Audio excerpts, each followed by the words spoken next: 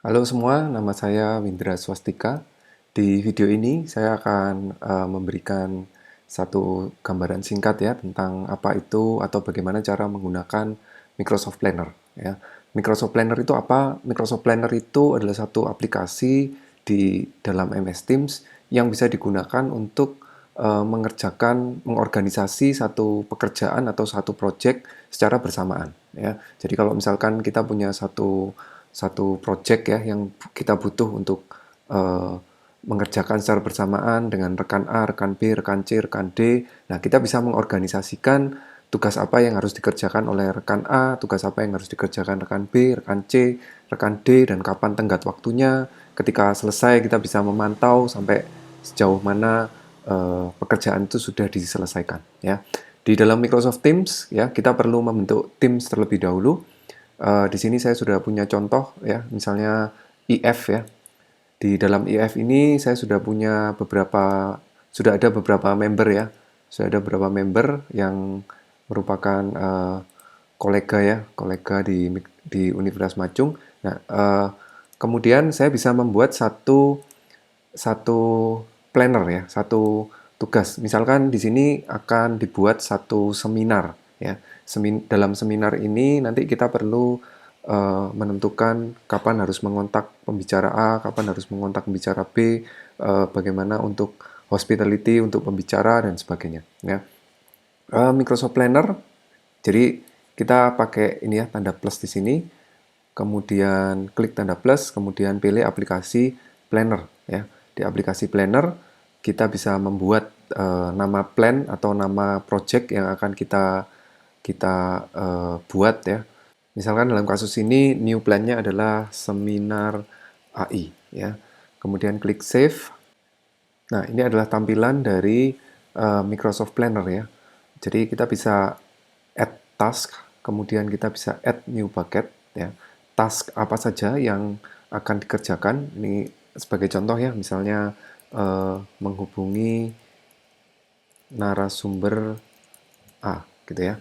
Menghubungi narasumber A ini katakan kita bisa atur due date-nya misalkan paling lambat gitu ya sampai dengan tanggal 27 Mei untuk memastikan apakah narasumber A bersedia atau tidak untuk menjadi pembicara dalam seminar ini ya. Kita bisa assign tugas ini kepada misalkan saya ambil contoh kepada Pak Hendri ya.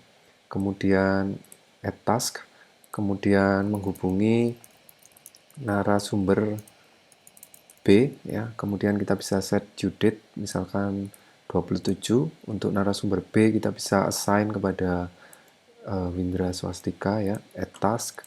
Kemudian menghubungi narasumber C, kita set due date-nya tanggal 27, kemudian kita edit ya, kita assign ke misalkan ke Paulus Luki ya. Nah, seperti ini. Nah, ini tas-tas ini kita kumpulkan dalam satu bucket yang kita sebut sebagai misalkan narasumber ya. Kita bisa menambahkan new bucket ya, bucket baru. Misalkan ini untuk tempat ya, tempat atau venue ya. Tempat atau venue, kemudian kita bisa add task, katakan ini kontak atau menghubungi vendor A ya, kita bisa set due date-nya apakah vendor A bisa menyediakan tempat pada waktu yang kita tentukan ya, hari dan jam yang kita tentukan. Misalkan di due date tanggal 20 Mei, kemudian kita assign ke misalkan Windra ya. Kemudian add task, kemudian menghubungi vendor B gitu ya. Kemudian kita bisa atur uh, ini assign ke siapa gitu ya, misalkan ke Romi, kemudian kita bisa tentukan due date-nya ya, due date-nya mau sampai di mana. Nah, misalkan lagi bucket berikutnya adalah bucket untuk hospitality ya. Hospitality untuk menyambut pembicara, untuk mengatur tempat makan siang misalnya, makan siang ya. Tempat untuk makan siangnya dipastikan selesai tanggal misalkan tanggal 15 ya, kita assign ke misalkan ke Castrilia ya. Kemudian untuk transportasi ya, set due date-nya untuk menjemput pembicara ya, mengantarkan atau menjemput di hotel, mengantarkan ke tempat seminar dan seterusnya. Transportasi assign ke misalkan ke Subianto Task. Nah, seperti ini ya. Jadi ini yang direncanakan. Nah, seandainya misalkan saya sudah selesai menghubungi narasumber B gitu ya, sudah menyelesaikan tugas saya bisa mengcek ya, menghubungi narasumber B, saya klik cek, di sini akan muncul show completed ya. Di sini kita bisa lihat bahwa tugas ini sudah selesai. Nah, kita juga bisa melihat ya dengan menggunakan group by. Ini group by berdasarkan paket ya. Kita bisa group by berdasarkan assign to ya. Di sini kita bisa lihat assign Windra Swastika ada 2 tugas gitu ya. Kemudian Romi Budi ada 1 tugas, Sendri ada 1 tugas, Castrilia ada 1 tugas, Muhammad Subianto ada 1 tugas ya. Kita juga bisa lihat progres ya, group by progress. Progres mana saja yang sudah diselesaikan, misalkan untuk vendor sudah dihubungi gitu ya, tinggal menunggu jawaban.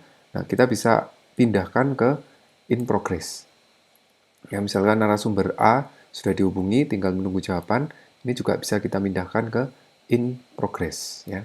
Kemudian berdasarkan due date, kita juga bisa lihat di mana saja yang due date-nya akan segera selesai gitu ya. Oh, ini makan siang harus segera diselesaikan dalam minggu ini masih bisa minggu depan, ini masih bisa 2 minggu lagi dan seterusnya. Ya. Kemudian kita bisa juga atur berdasarkan priority. Semua priority-nya medium. Kalau kita lihat bahwa misalkan menghubungi narasumber A ini adalah satu prioritasnya harus segera gitu ya, kita bisa masukkan di urgent gitu ya, berdasarkan priority berdasarkan prioritinya ya. Nah, seperti ini. Nah, kita kembali ke paket. Nah, seperti inilah bentuk Microsoft Planner. Jadi kita bisa mengatur tugas, task yang akan kita berikan ke dalam anggota dalam tim kita. Nah, seperti itu contoh ya, contoh untuk menggunakan Microsoft Planner. Nah, seperti itu ya, contoh untuk menggunakan Microsoft Planner pada Microsoft Teams ya. Jadi kita bisa menggunakannya dengan menggunakan tanda plus di sini, kemudian kita pilih yang Planner. Microsoft Planner ini cukup powerful ya untuk mengorganisasi satu tugas yang dikerjakan secara bersamaan ya. Kita bisa memantau sampai sejauh mana tugas, sampai sejauh mana progres yang sudah dilakukan oleh masing-masing member atau anggota yang ada di dalam Teams ya. Kita juga bisa lihat charts. Di sini ada charts ya. Charts itu adalah kita bisa lihat ada berapa task yang yang tersisa, kemudian ada berapa bucket ya.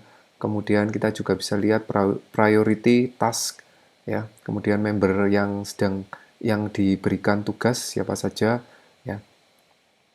Ada di charts schedule ya, otomatis ada di kalender. Kita bisa lihat di sini ya, kalender untuk masing-masing tasknya. Oke, ini contoh atau pengantar untuk Microsoft Planner ya, sebagaimana kita bisa mengatur pekerjaan dengan menggunakan Microsoft Planner.